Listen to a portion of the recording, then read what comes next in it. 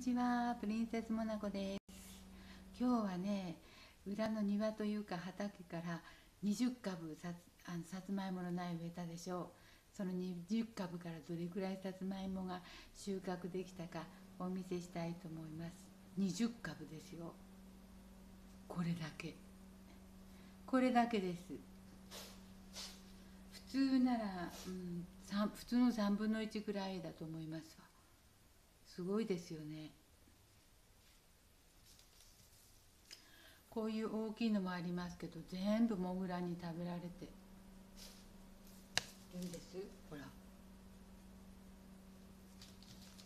ほら、5月頃に苗植えるけど、その頃雨続きで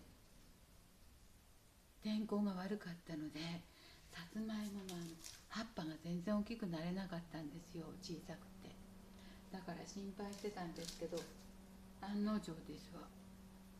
ちょっと綺麗な風でもモグラも食べるものなかったんでしょうね。モグラに全部やれて、で大きいのはこれくらいで、ね、あとはすごいの。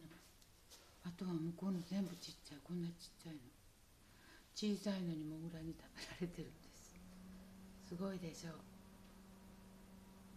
もう感心。去年の3分の1ぐらい。天候って怖いですね。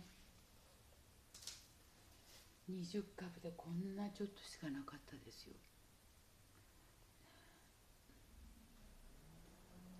はい、来年はね、天候がいいことを祈って。でもね、できただけありがたいね。はい、プリンセスモナコでした。ありがとうございます。